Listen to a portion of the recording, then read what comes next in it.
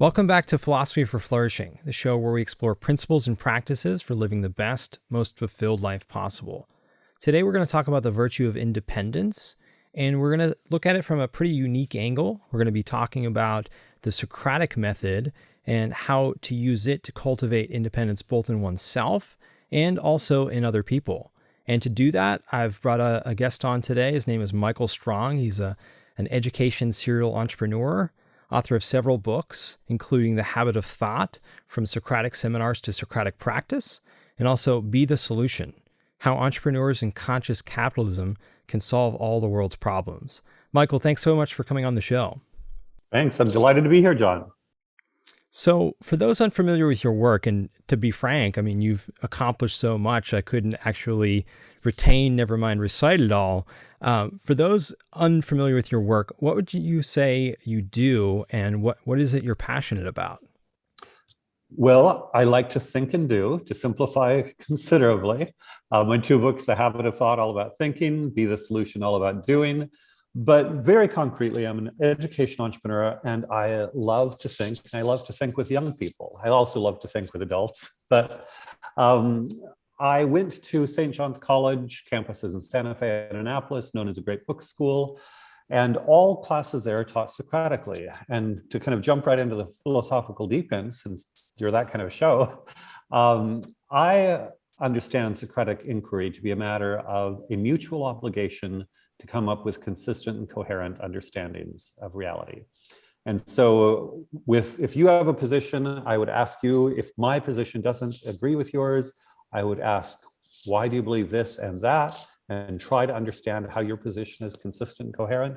You would do the same to me. And this is what I do with children down to 4 years old, adults of any age, always trying to work together to understand how each of us has and should have a consistent and coherent understanding. So since we are diving right into the deep end, let's just go for it.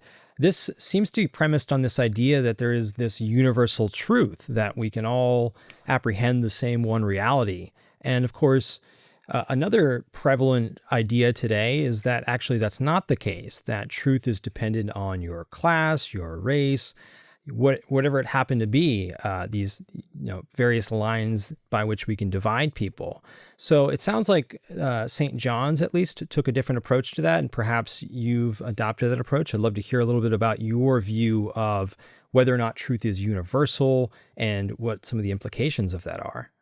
Sure. So I'll try to avoid all the entire history of epistemology, but yeah, I would say certainly we have the belief that it is valuable. There's a wonderful quotation by Socrates that we have to believe that the pursuit of truth is possible.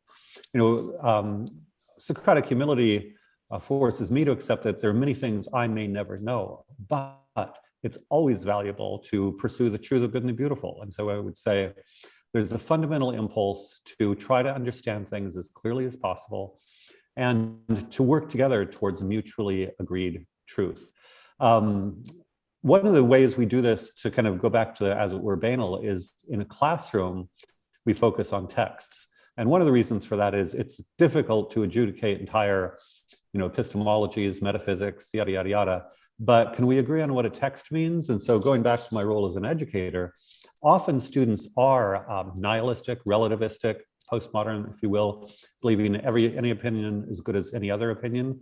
But when we're reading something together, if we're reading a poem together and a student says, oh, it means whatever you want it to mean, I'll say, okay, does that mean this is a recipe for chicken soup? Or maybe it's a math equation? They're like, no, it's not, that's not it. Okay, so can we agree on what this word means? And very meticulously, we work to bridge agreement. The fact is, if we have entirely different realities, we'll never communicate or understand.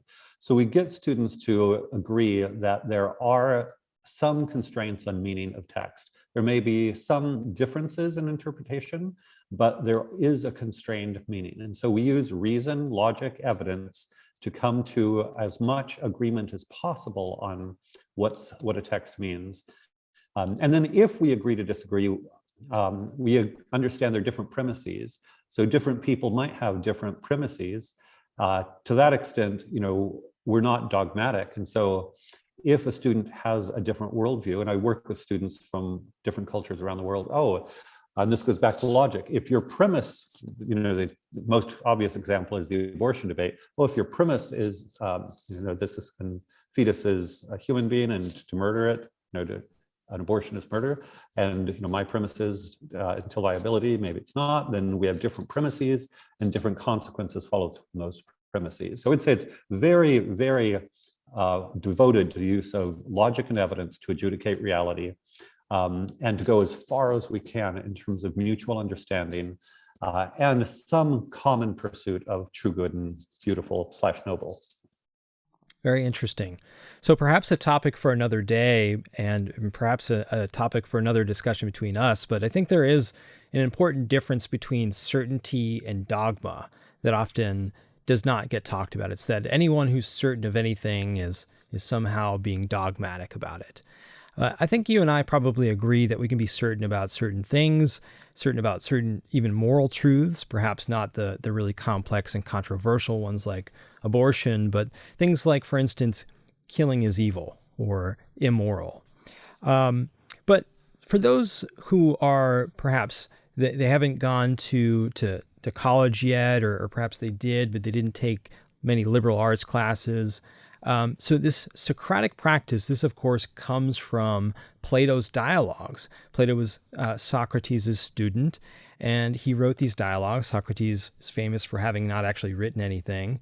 And in each of these, he was responding to the philosophic school that came before him, the Sophists, who held that there was no such thing as truth. They were the relativists that you mentioned.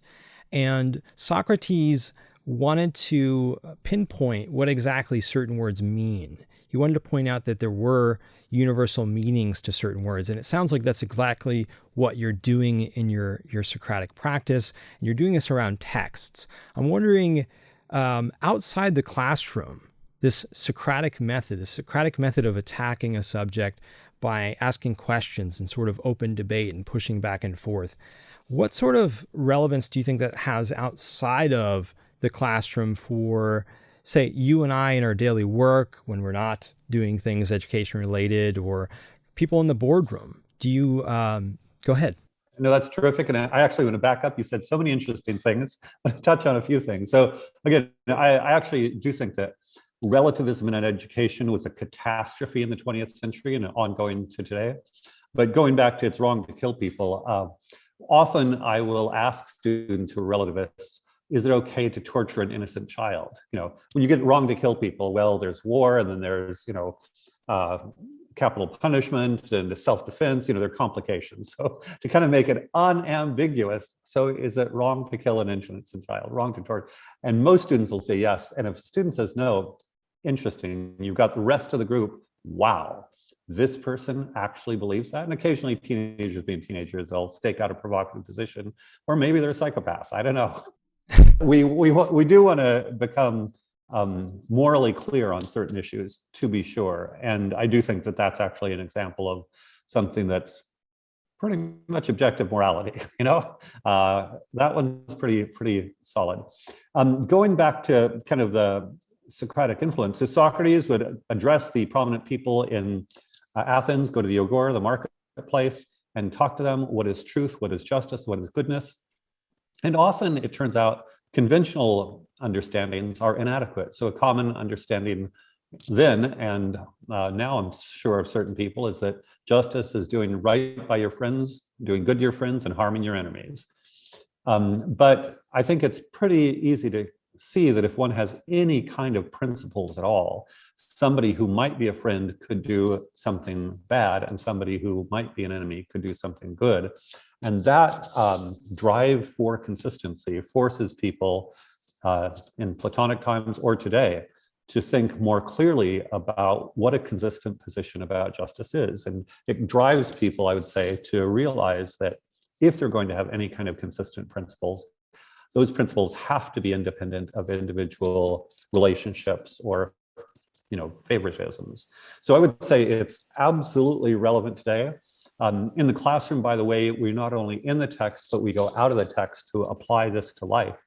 And to give you an example, So I do love Platonic texts. Socrates is a great example. He's intellectually playful and sophisticated. Kids love him or hate him. And even if they hate him, there's passion, and that's good. But I believe it's in the Gorgias, he talks about, should we bring a friend to justice? So if your friend commits an injustice, should you bring your friend to justice? And to make that very real for students, suppose your friend commits a hit and run and kills somebody. Should you tell on your friend? Supercharged, because of course, I think the right thing to do. Of course, you should tell on your friend. And teenagers, there's nothing worse than telling on your friend, ratting somebody out. So it immediately poses a serious moral conflict for them and forces them to think seriously about moral issues. So we use the text to kind of anchor the conversation, but real world examples to apply it to life. And yeah, I think everywhere we want people, I think implicit in the notion that you and I are mutually obliged to consistent, coherent explanations is, whether it's a politician or a scientist or whomever, a principled commitment to a certain consistent, coherent understanding of reality ought to be a mutual obligation always and everywhere, from my perspective. Yeah, I think you're absolutely right that these universal truths that you can discern through this sort of back and forth conversation are really important, whether you're in high school and college and you're actually going through the Platonic dialogues and learning about Socrates' positions on virtue and justice and what these things are. And also today, if you're working for a company and you're in the boardroom and you're trying to make a decision as to whether or not to add this or that feature, well, what is it that we ought to do? What should we do? So these things are incredibly important. And I want to draw out, because I see a connection here, but I also wonder if you see it. This connection between, and I'm sure you do, but between this Socratic dialogue method and the virtue of independence. What do you have to say about that connection? No, that's fabulous. Well, first, backing up a little bit, Alfred North Whitehead, mathematician and philosopher, once said that all of Western philosophy may be seen as a series of footnotes to Plato. And I think my version of that is all of Western civilization may be seen as a series of footnotes to, or application of the Socratic method. And part of what develops out of it is individuality.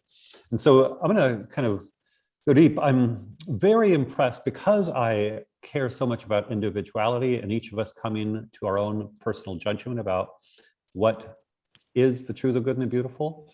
I'm also interested in tribalism. So, political tribalism is one of the most obvious, and I'm sure you see people in the United States on both sides being unprincipled and basically pandering to their groupthink, and contradicting themselves all over the place.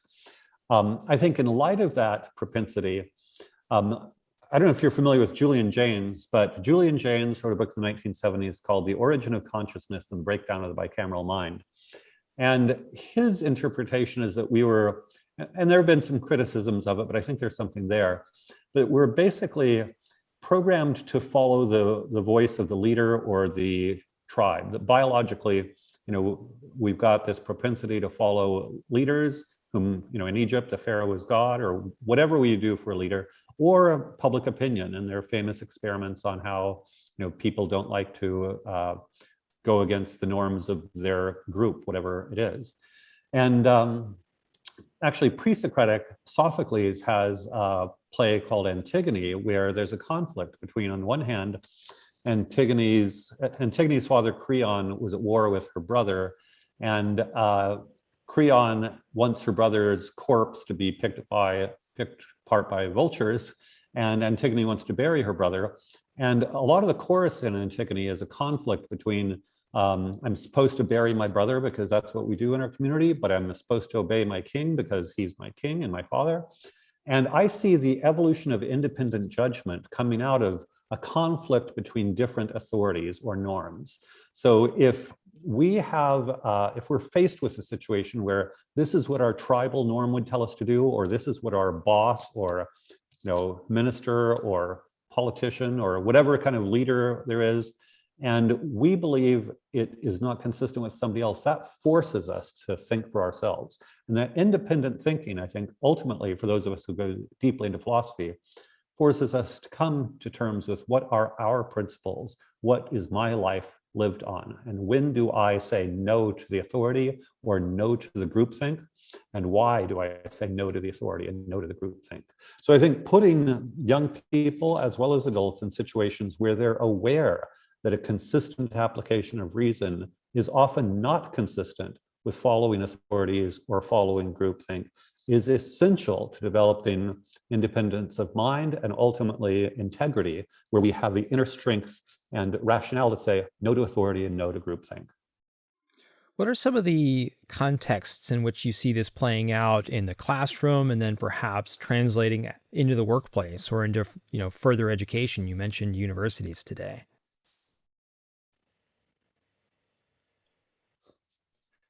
No, it's a great question. First of all, I think that for me, it's a heroic act when a student, I would say especially when two friends, so suppose we're in a high school classroom and maybe one student thinks that not reporting a hit and run is okay, and her friend says, no, you absolutely must report a hit and run.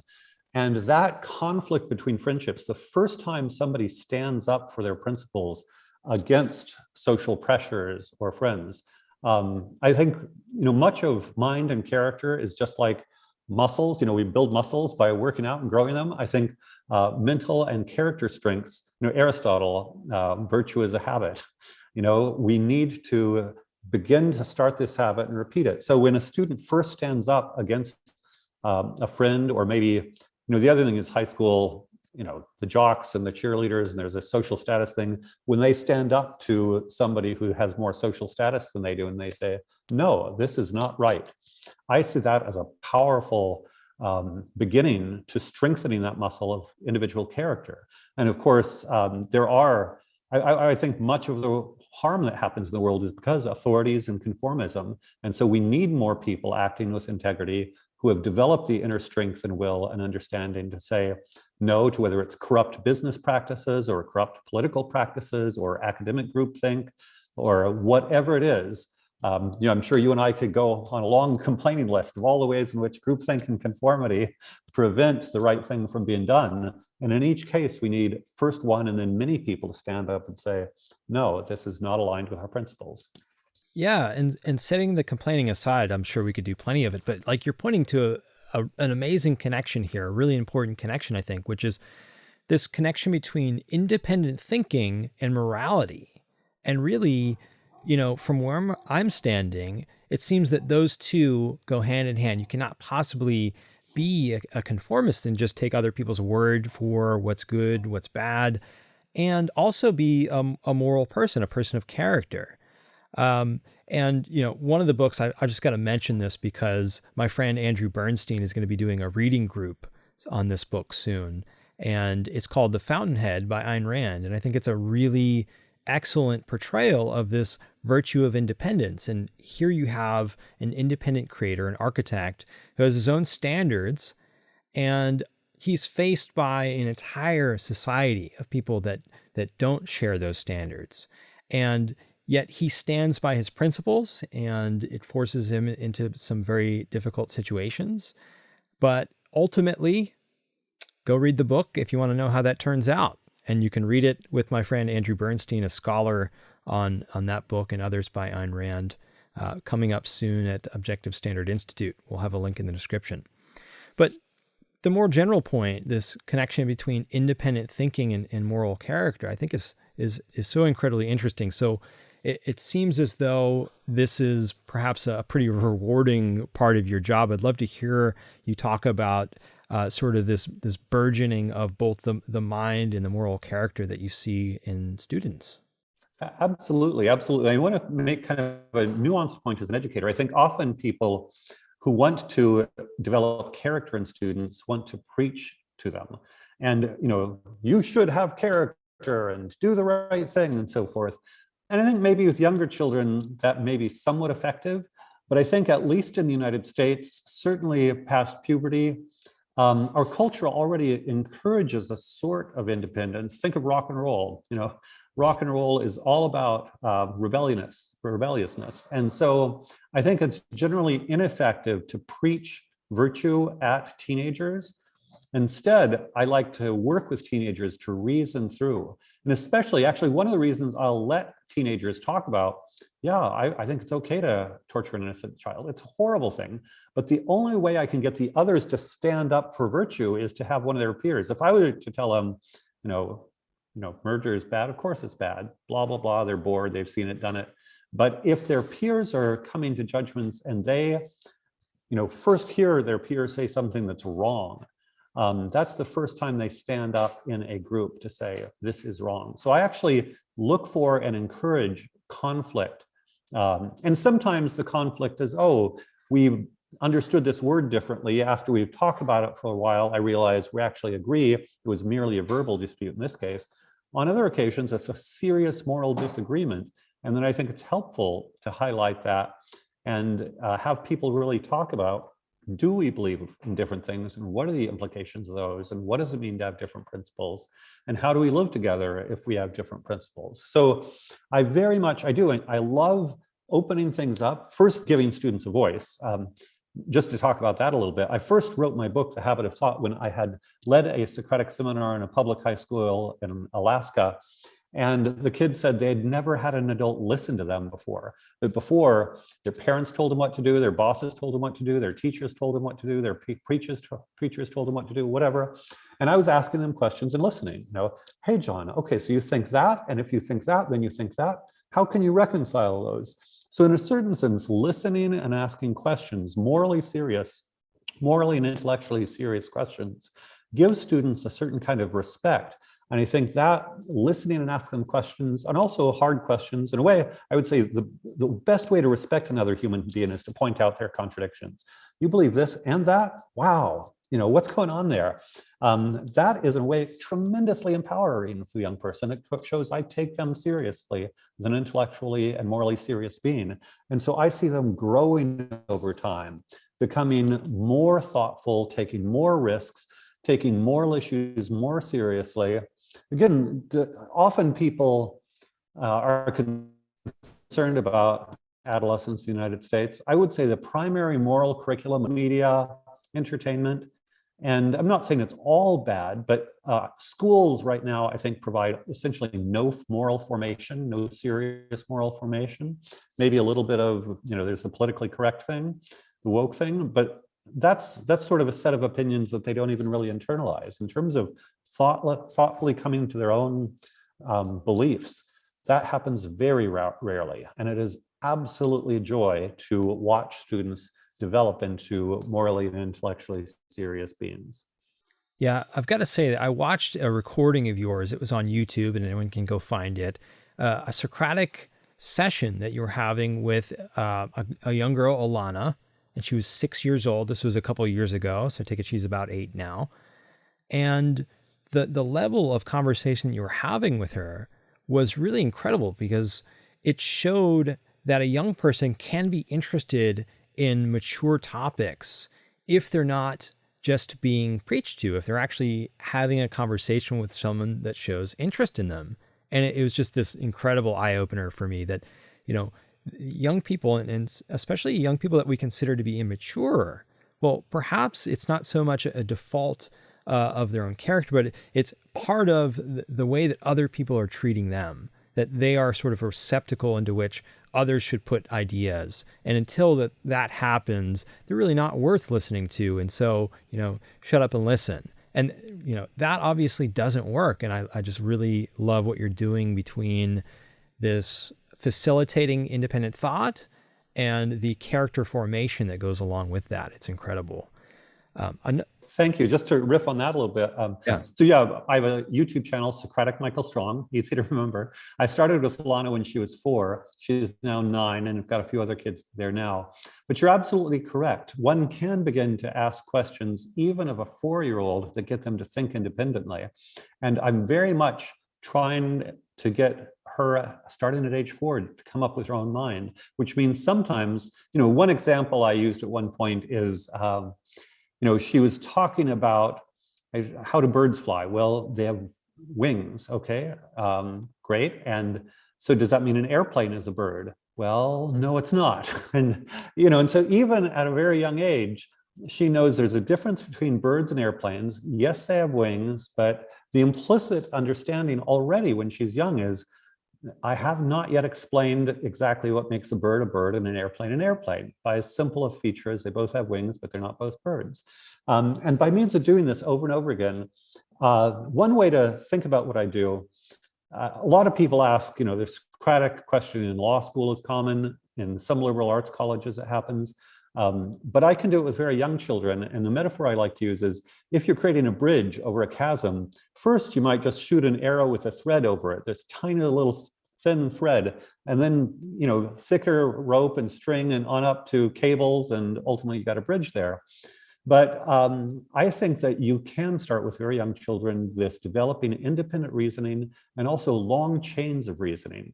So actually shifting a little bit to intellectual development, I think that students, and I've got some test score evidence, but we're small sample sizes, so we won't push it as proven, but I think that this approach can develop students, young people, intellectually by means of developing the habit of following long chains of reasoning. And for people who code, basically a lot of coding is just following long chains of reasoning and thinking about different long chains of reasoning. I used to play chess in my head with friends in high school, and we'd have these long chains of reasoning. I have a long article on epistemology. Well, John thinks this, I think this. I think a lot of this is why I call it the habit of thought. If we can develop in students the habit of joyfully going through long chains of reasoning, it's a superpower intellectually and can help them in all sorts of ways. Yeah, and this goes to conceptual development. There are many ways in which you can develop as a young person. You can become more, you can increase your motor coordination, but the ability to think abstractly, that's really what makes us human. That's what makes man the rational animal, right? And so conceptual development, the way that you're doing it, I think is just powerful device for just increasing what you can accomplish in life. Now, a minute ago, you were talking about just, allowing somebody in that class to take that unpopular position and to argue that, and even to question them on it, and to point out and to bring that conflict to the forefront. And this is something that's really interesting to me. In the last episode of this show, I was speaking with Cal Newport, and he said that one of his heroes is Socrates. And the reason is that Socrates, it engaged in this method, the thing that we're talking about today. And this, what he called dialectical method, or the method of dialogue, of back and forth. Not only is this incredibly important just for our own awareness of the truth of the things that are around us, but also it's really important in persuasion, really digging into the opposing views, understanding those views at a very high level, and not straw manning opposing arguments, but taking them seriously. And he brought up Lincoln and Socrates is really good examples of this. And so I'm wondering what your thoughts on the Socratic method and persuasion are, if you see too little of this, too much of this going on in the culture today. Well, so many different interesting topics to dig into there. First, I agree big time on concept. If we're talking about what is true, the good and the beautiful, justice, and what is a bird, we're dealing with concepts all the time. So I would say it develops fluency in conceptual thinking and understanding. And by the way, I see this as another superpower in terms of, it's kind of a cliche, but the 21st century economy. I'm involved in lots of entrepreneurial projects, and it's all conceptual. Insofar as conventional schooling is rote, it doesn't develop, thank you, the facility to think in terms of concepts. So when I'm having a conversation with somebody, Socratic intellectual dialogue, I am developing a mental map of their conceptual world. So, doing a little bit now, but if you and I were to go deep in epistemology or whatever, I'd think, okay, so this is how John puts all these ideas together. This is how I put all of my ideas together.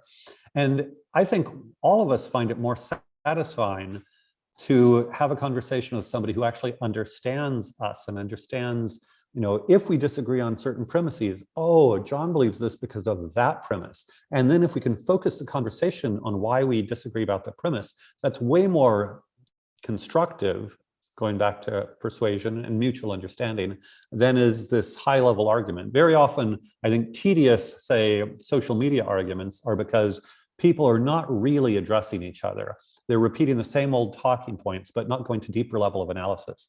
So I think it's incredibly powerful to learn how to have a conversation. And this applies whether it's politics or intellectual life, or even in the business world. If we have a different vision on where this company should go, let's get to the root of it. Let's go down to first principles. Oh, that's why you think that's a better strategy for the company than is this one. And then, again, we can agree to disagree, but at least we know why we're disagreeing. Or if there's empirical evidence, we need to go and research this empirical evidence to adjudicate this dispute. It just makes conversations and disagreements much more constructive. And the reason I hesitate on persuasion is you could persuade me. I was totally wrong about that. I hadn't thought about this premise that I hold. And when I reconsider it, perhaps in light of data or another conceptual understanding, that's why I might change my mind. So one of the reasons I actually prefer Socratic dialogue to, say, debate is typically the paradigm in debate is we have our positions, we beat each other up, and kind of like boxing sort of thing. Whereas I see Socratic dialogue as mutual understanding and mutual possibility persuasion. Either of us could say, wow, or we could come to a new understanding that's distinct from either of our originating positions that is refined based on deeper conceptual analysis. And I think that's often what happens. And perhaps a big part of our political paradigm today, I think we'd probably agree that we're living in a very polarized culture. If we look at the last year and a half, 2 years now, well, we've largely, some by choice and some by government edict, we've been fairly confined. And we haven't been out there having face-to-face conversations with people, relating to other people, and really getting to know those positions. Where have we been taking these conversations? Well, as you pointed out, social media. A lot of times the medium for this type of conversation today is a one sentence reply comment to someone's post that doesn't really attempt to understand that person's point of view and doesn't really get anywhere. And I just have to mention, since we're talking about this is so relevant, that I'm very excited that Peter Boghossian is going to be speaking at TOSCon 2022. He's written some stuff that's very relevant to this topic, how to have impossible conversations. And, he's talking about this exact thing, really getting a deep level understanding of the person that you're speaking with instead of sort of beating them over the head with your ideas. Well, and just to touch on, thank you. I agree. By the way, I'm a big fan of Cal Newport's, but also Peter Boghossian's. And I think one of the problems with university today is we've lost this mutual obligation for consistency and coherence. When people shout down somebody else, they no longer feel an obligation to understand the other side. And I think that is a tragic betrayal of the principles on which the university is founded. Universities should be committed to the pursuit of the truth, which means we need to work together to seek mutual understanding and a rational foundation for our beliefs. And shouting or the use of power in any sense is a betrayal of these principles of rational deliberation. Talk more about that. What is the purpose of education? How have we gone wrong? How can we fix it? What are your thoughts? Well, first, I would say the government monopoly on education is a catastrophe, that people have been learning and developing their minds for centuries, thousands of years, different ways around the world. And I do think, in particular, the kind of top-down Prussian model of state education has been damaging. It was sort of the frog in the boiling water sort of thing. So people often think, just because people misunderstand this, Jefferson talked about the importance of rational deliberation for democracy. Jefferson's vision was local schools run by parents with scholarships for the poor. He did not envision a top-down system. That really was Horace Mann bringing it over from Prussia, the 1830s and 40s in Massachusetts. And of course, let's keep the dirty Irish out of here. There really was open bigotry that is involved in the creation of the public school system. And then gradually, it started out just a little bit of reading, writing, math for a few years as required. And then it became more years, more days a year, more hours per day, until you have now this pre-K through 12 monstrosity. Just one other, I'm very much in not in favor of centralization, very much a Hayekian in that sense. Decentralized systems work much better. But one of the things that happened is we went from 200,000 school districts in the US in the 1920s to fewer than 20,000 school districts by the 1970s. So even just looking at public education in the United States, it became massively more centralized. Then in addition to the reduction in districts, we had increasing federal legislation, increasing state legislation. We had teachers' unions restricting the autonomy of teachers through union contracts. Now I would say public education has become a bureaucratic slog that's almost completely ineffective. And the only way forward, in my view, is radical school choice. Ultimately, I'm in favor of the separation of school and state. Government corrupts, and it's corrupted education. Yeah, it's kind of funny. I actually live in Franklin, Massachusetts at this point, first town in America named after Benjamin Franklin. But it's also the birthplace of Horace Mann. And so the two, well, maybe three statues we have in our town, but of the two of them, one is Benjamin Franklin and another is Horace Mann. And who would you think is more a target of the people that want to, get rid of statues in our day and age? It's incredible how few people are in favor of the founders and understand that their Enlightenment vision of, there are universal principles that we can come to know and agree upon versus the progressive ideology of education that came about in the early 20th century, which we've touched upon. So just one of the, while you're yeah, please. Point on Daniel Borstein, the historian, describes Ben Franklin as the first American, and I love that. Franklin created so many things insofar as America is symbolized by initiative, innovation, and entrepreneurship. Franklin was there in every way. So just celebrate Franklin big. He's my hero. He's actually the reason we decided here of the 3 or 4 towns we were looking at. And for those interested in learning more about Franklin, I gave a talk about him at last year's, or actually this year's, TOSCon. We'll put a link to that in the show notes. So I could talk about Franklin and education all day. But you mentioned that you have a specific view of what education should be. We should have more school choice. And we've also been talking about the Socratic method and persuasion. I'm wondering, what is your thought on how to apply that method to this topic? Or do you think that the other methods are more effective here? So I want to just, another author I have huge respect for is John Taylor Gatto, once named New York State Teacher of the Year. He describes conventional education as 12 years in training on how to be passive and dependent. One becomes dependent on others for social approval, intellectual approval. You raise your hand to go to the bathroom. From a certain perspective, and I would say it's very American, Franklin-esque perspective, everything that is really good about this country is through people taking independent initiative without waiting for permission. My wife was from Senegal, but educated in France, and France is incredibly statist in its premises. France didn't allow, nonprofits until like 1900. Tocqueville was always talking about, all the independent nonprofits and, voluntary communities and everything. And I think this independent initiative, Silicon Valley, it's people going out and taking charge of their lives. And so insofar as the Horace Mann Prussian system is wait and be told what to do for the most important formative years of your life, versus a system where, I don't want to tell anybody how to educate their children. I want them to think about it. I'm happy to help people start schools. I'm happy to share whatever I've got, my book, whatever. But I want people to, both the students and parents, to own their responsibility to create themselves. I think ultimately the best of America is the fact that we were not dependent on authorities or conformism. We're the people who said, to hell with you, King George, and whatever. And I think we're the most innovative culture in the world, certainly most innovative large-scale culture in the world. Innovation has given us everything. Big fan of Deirdre McCloskey and the Great Enrichment.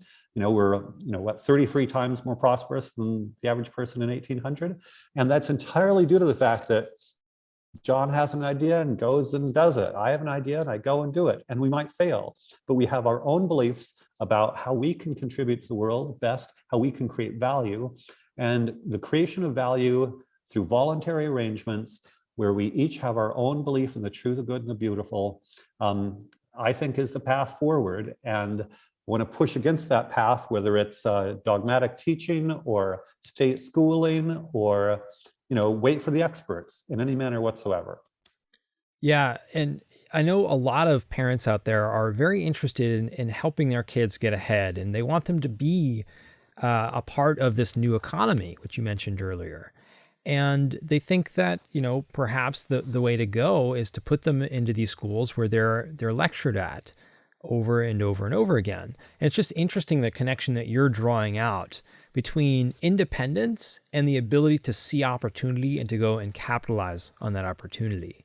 I mean, that is the heart of entrepreneurship in the heart of America. It's all kind of right there in that nice package, isn't it?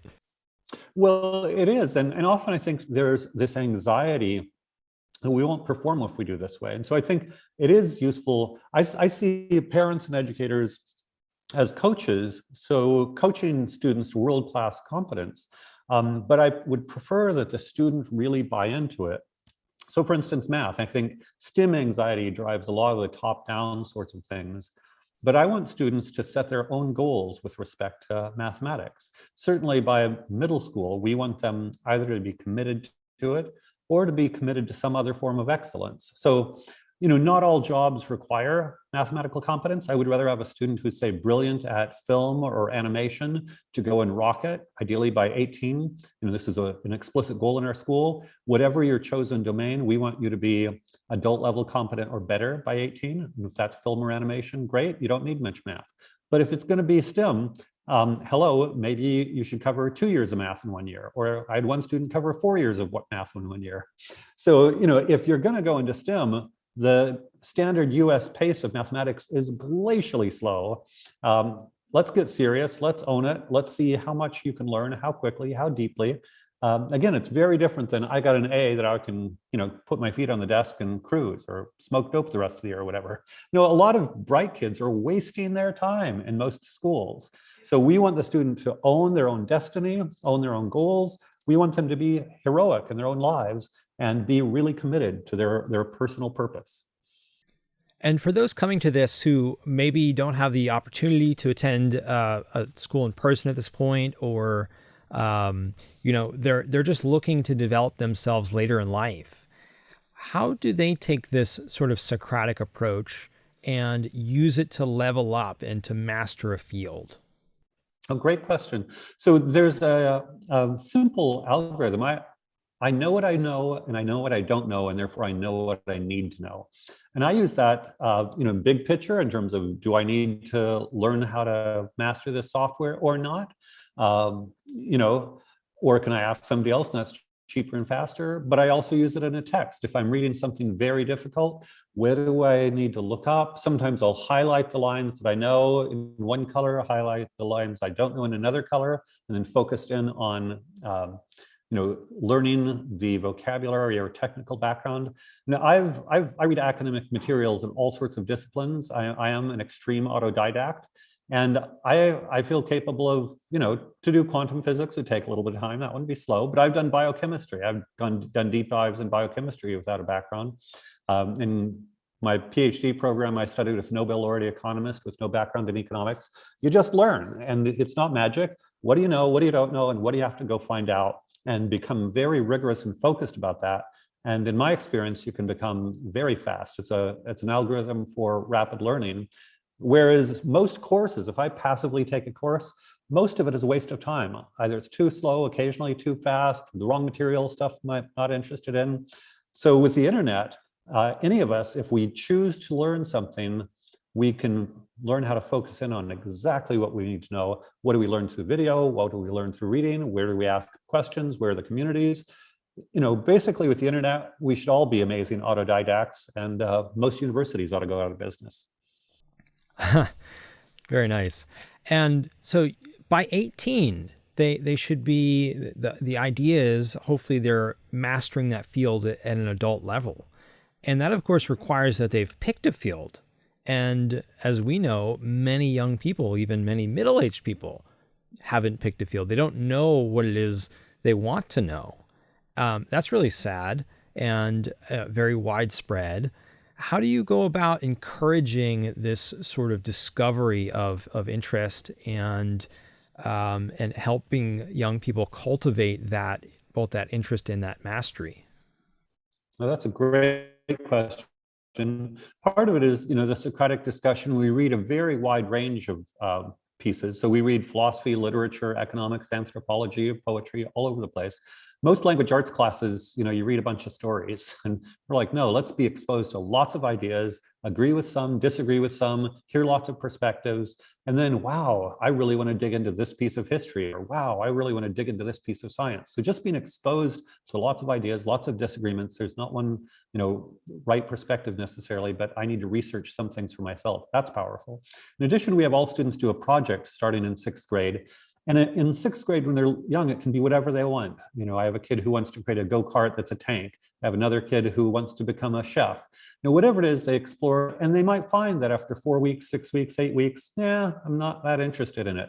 But by means of trying things and trying what works and what doesn't, and eventually discovering what they really do like, in Silicon Valley, they say fail faster.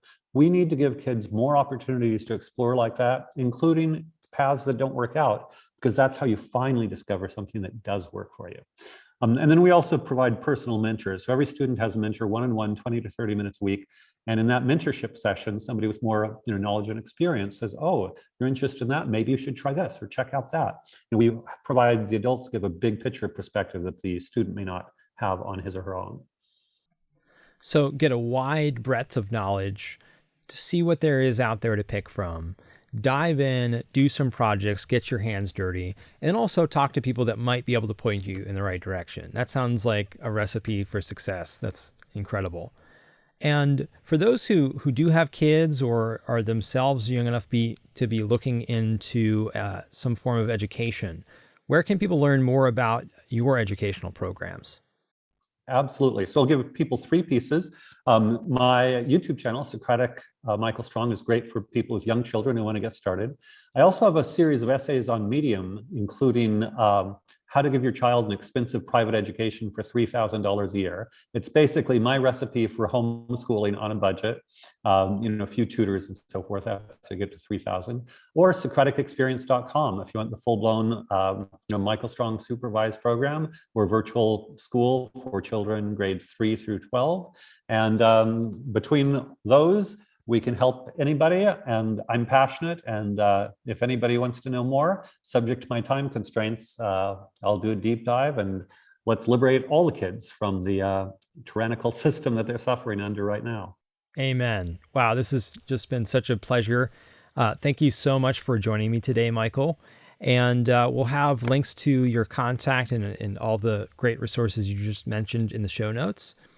Thanks. If you're listening to this and you're enjoying the show, please do give us a rating. It's very small, but it does help. And also subscribe. So that's it for another episode of Philosophy for Flourishing. Until next time, happy flourishing.